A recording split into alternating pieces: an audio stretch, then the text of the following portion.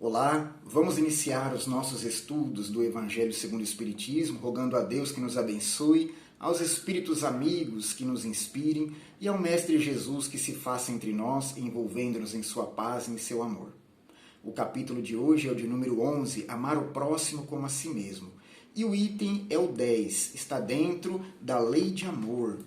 A mensagem que nós selecionamos foi transmitida pelo Espírito Sansão, e ele diz assim: Meus queridos condiscípulos, os espíritos aqui presentes, vos dizem por minha voz, amai bastante, a fim de serdes amados.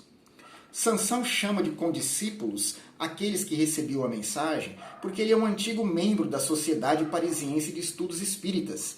Era companheiro de Allan Kardec e dos que ali estavam. Havendo desencarnado antes, retornou para transmitir essa mensagem, falando da lei de amor. Então, ele disse algo muito importante. Amai bastante, a fim de serdes amados. O enunciado revela que nós primeiro devemos amar, para depois sermos amados. Porque é da lei de Deus que nós nos amemos uns aos outros, amando o Pai maior acima de todas as coisas. Então eu preciso internalizar essa lei e fazê-la cumprir em mim. Eu não vou esperar ser amado pelo próximo para então eu manifestar amor. Já não cabe mais em mim a justificativa de que não fui amado, por isso sou azedo, não consigo amar ninguém. Não. Isso ficou no tempo de imaturidade do espírito. Nós já temos caminhada suficiente com Jesus para, independente da maneira com que somos tratados, amarmos muito, a fim de sermos amados. Essa é uma realidade. Aquele que ainda não vê dessa forma está engatinhando no entendimento das coisas. Não porque não tem a capacidade de compreender, mas porque não quer. É uma situação cômoda eu esperar ser amado para então me sentir em condições de amar. É lógico que todos nós precisamos de sinalizações no amor, porque senão ele não tem como reverberar dentro de nós. Então, Jesus foi o maior dos espíritos que nos sinalizou. Ele marcou a nossa jornada para sempre com a sua passagem pelo mundo, nos mostrando como se ama. Antes dele, os seus mandatários haviam também exemplificado, dentro das condições que lhes eram próprias, esse amor, porque o amor é divino, universal, ele é um só. E todos que estão animados dele bebem da mesma fonte. Após Jesus, isso ficou muito mais forte no coração daqueles que já estavam dispostos a segui-lo. E também deram exemplos de muito amor à humanidade. Então é preciso que nós sejamos sinalizados no nosso dia a dia a pessoas que fazem isso. Pessoas comuns, como eu, como você. Porque temos a capacidade de amar dentro da nossa capacidade, mas temos. Então, toda vez que nos dirigimos ao semelhante com um sentimento mais enobrecido e desinteressado de fraternidade, de solidariedade, toda vez que estendemos a mão de maneira humilde e com real desejo de ajudá-lo, nós estamos dando a ele uma fração desse amor. É aquela que já temos dentro do coração e que nos é possível transmitir. Então ele se sente por vezes sinalizado. Quantas vezes nós não passamos por dificuldades e alguém nos estendeu a mão de uma forma que ela podia, ouvindo-nos ou ajudando-nos mesmo diretamente a resolver alguma situação, de maneira que nós sentimos sinceridade naquilo e fomos tocados pelo gesto. Esse gesto que toca fala de espírito para espírito, direto ao coração de quem recebe. Portanto, é uma sinalização. Aquela pessoa jamais esquece e vai guardar aquilo como uma pérola valiosa, que faz parte do grande tesouro do amor que ela recebeu uma porção naquele momento. E isso vai estimular a que ela também faça com o próximo. Então é muito bom ser amado. Nós falamos isso com relação às crianças.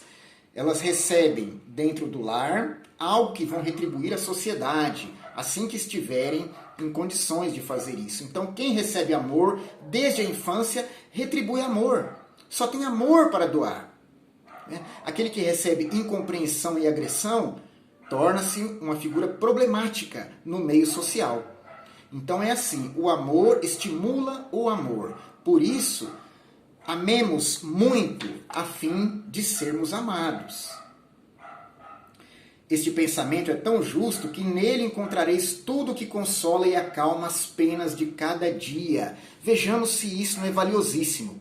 O que mais nós esperamos do que um refrigério para nossas penas, um consolo para as nossas dores?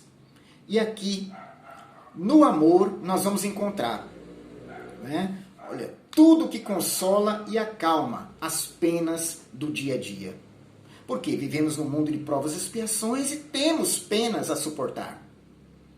É preciso de um consolo para que recuperemos as forças e continuemos firmes no caminho, para que não caiamos desalentados, porque somente aquele que tem fé muito forte, ele segue independente dos estímulos que recebe contrários, né, à continuidade da sua jornada. E nós nos reconhecemos criaturas frágeis, ainda necessitadas do Cristo, dos seus emissários, de toda mão amiga que possa nos amparar. Jesus mesmo deu exemplo, dividindo o peso da sua cruz com o sirineu que ali estava na multidão. Como a quem diz a nós, vejam, é necessário que nos apoiemos uns aos outros. Né? Então, nessa lei de amor estão contidas todas as forças que nós precisamos para fazer valer a nossa jornada aqui no mundo, de maneira proveitosa, efetiva. Ou antes, praticando essa sábia máxima, elevar-vos-ei de tal modo acima da matéria, que vos espiritualizareis antes do vosso decesso terrestre, diz o Espírito Sansão. Então, além de eu me consolar, de eu me confortar, por quê? A quem mais tem, mais será dado. Quem tem mais amor para dar, mais vai receber em troca. Então, é comum nós vermos a pessoa que tem o sentimento fraterno, que é solidária, atravessar as dificuldades da vida, que são as provações e as expiações, de maneira mais resignada, cheia de esperança. Então, essa pessoa, normalmente, ela dá o exemplo de um fortalecimento interior muito grande. Já aquele que vive alheio ao próximo, só para si, de maneira egoísta, ele não tem bases morais para se sustentar no momento da provação. Então é frágil, né? Demonstra fraqueza moral diante das provas. E é aí que nós vamos ver aonde se assentam as bases da fé, se é sobre a rocha ou sobre a areia. Então o Espírito diz que além de conseguirmos essa fortaleza íntima, vamos nos espiritualizando antes do nosso decesso. Ou seja, é sábio que nós espiritualizemos a nossa vida antes da partida, porque isso é uma coisa certa. Todos nós retornaremos à pátria espiritual, que é o nosso local de origem e a destinação de cada um. Agora, a questão é como voltaremos para lá, em que situação? Em que estado espiritual? Eu vou decidir no decorrer da minha vida, de acordo com os passos que dou agora em vida, enquanto tenho vitalidade, energia, tempo e influência sobre o meio onde eu habito. Eu não posso esperar chegar à decrepitude, que vai carregar todas as minhas forças físicas e a minha capacidade intelectiva para não conseguir me manifestar direito, para ser compreendido pelos outros e então, nesse momento, tentar fazer alguma coisa, né, pelo próximo. Eu tenho que fazer enquanto é tempo, enquanto ainda me permitem as condições orgânicas. Então, eu vou espiritualizando a minha existência. Quando for a hora da minha partida, eu reentro na pátria espiritual de uma maneira muito mais tranquila, porque já estou com ela familiarizado. Os estudos espíritas nos auxiliam muito nesse processo. Os estudos espíritas, diz ele, tendo desenvolvido em vós a compreensão do futuro, tendes uma certeza, a ascensão até Deus, com todas as promessas que respondem às aspirações da vossa alma. Olha que maravilha. Então o Espiritismo nos dá a certeza da vida contínua.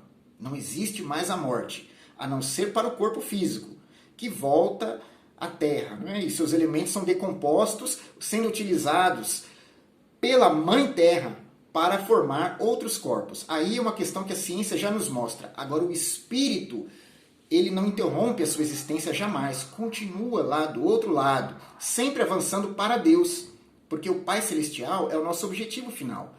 Jesus já nos disse isso, quando enunciou: eu sou o caminho, a verdade e a vida. Ninguém vai ao Pai senão por mim. Então, o objetivo maior da vida de todos é ir ao Pai.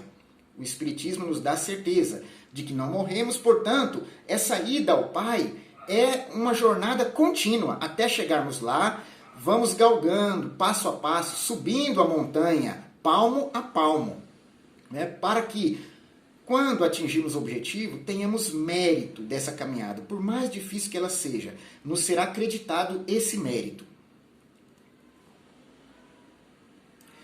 E as aspirações da alma a que ele se refere são aquelas que todos nós temos: o repouso, o refrigério, o consolo, a esperança atendida. Jesus já disse no Sermão do Monte: vós que tens fome e sede de justiça sereis saciados. Né? Bem-aventurados os mansos e pacíficos, porque herdarão a terra.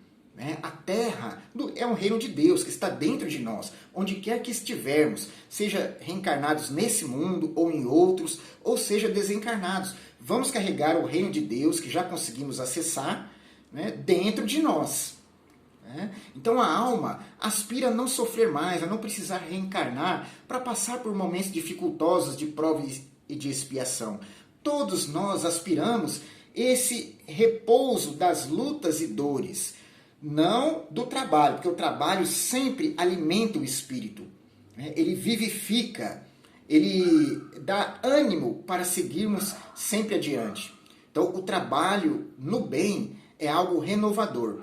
O que nós aspiramos é o repouso das lutas tão duras e acerbas que o mundo de provas e expiações nos apresenta, por necessidade nossa mesmo. Então, nós estamos num momento de transição. Em breve a Terra se transformará no mundo de regeneração. Queira Deus que nós estejamos em condições de habitá-lo. Aí já teremos um espaço para repousar um pouco mais, continuar avançando através do esforço contínuo, porém sem tantos espinhos que ora furam os nossos pés nessa estrada. Também deveis vos elevar bastante alto para julgar sem as estreitezas da matéria, e não condenar vosso próximo, antes de terdes dirigido vosso pensamento até Deus. Então, olhe só que beleza. Né? Elevar-nos bastante para julgar sem as convenções do mundo. Ele está falando daquele ponto de vista estreito que, quando estamos encarnados, teimamos em abraçar. Então, ele carrega todos os preconceitos do mundo, toda aquela carga cultural que vem de muito antes, carregada de orgulho, de egoísmo, né? Que diz que nós devemos manter essa postura orgulhosa hoje diante do semelhante.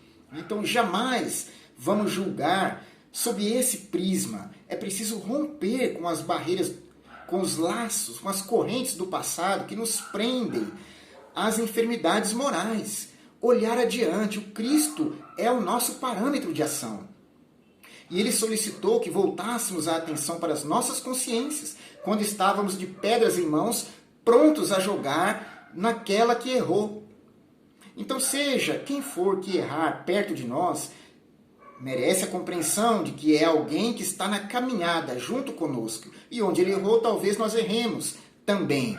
Portanto, não cabe aí mais pedras nas mãos, e sim compreensão. É o que ele diz: nos elevarmos bastante alto para julgar sem as estreitezas da matéria. Somos capazes de nos elevarmos tão alto assim? Eu creio que somos. Em Deus nós temos a força para tanto. E não condenar vosso próximo, antes de terdes dirigido vosso pensamento até Deus. Então, quando a vontade de condenar o próximo vier, eu preciso voltar o meu pensamento ao Pai Celestial. Como? Consultando a minha consciência. Eu já fiz ou seria capaz de fazer algo semelhante ao que a pessoa fez? De maneira isenta. Preciso responder a mim mesmo. Eu teria tanta fortaleza íntima para resistir a essa tentação em que ele caiu? Se eu tiver coragem de responder verdadeiramente para mim mesmo, eu vou largar as pedras na mão. Porque não há aquele que diante de Jesus continue com a pedra.